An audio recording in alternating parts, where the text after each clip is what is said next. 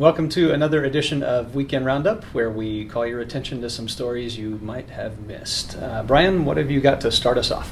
So, a few local stories. Known for its ADS-B transceivers, transponders, and GPS receivers for aviation and UAS, UAvionix has announced that Leesburg, Virginia will be the new home of its location known as Headquarters 2 or HQ2. Brett, I know you said that you had a small announcement relating to that. Well, HQ2. So Amazon, of course, did their famous search and made a big splash. UAvionix was a little more quiet about it, but they said the main reason they wanted to come here is all the wineries and the breweries, Yep. and which is not really true, I think. But Mark Blanks from the Mid-Atlantic Aviation Partnership tweeted that was the best HQ2 announcement he had seen this year, because we've had Amazon, we had Apple. This was the best one, so make sure to click that link. Definitely. And the location is expected to open in February 2019. The location will focus on business operations, development, and regulatory engagement, especially with UAS.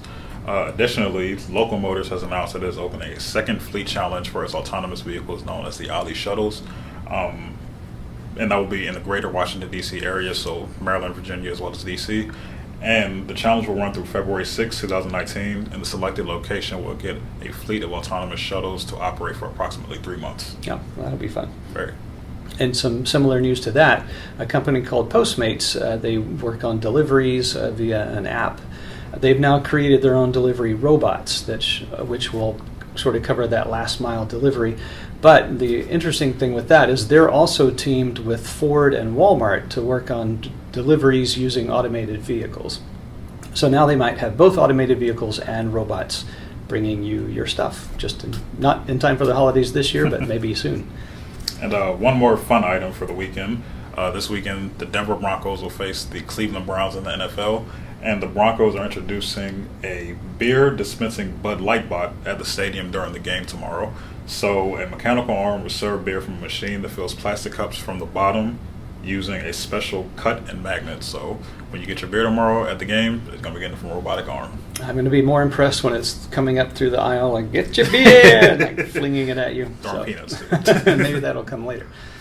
A couple more things from me. ScanEagle had joined the campfire fight, which recently ended in California, using some of the technology that typically had been used for the military to help see where the fires are and come up with the mitigation plan. So that's pretty interesting.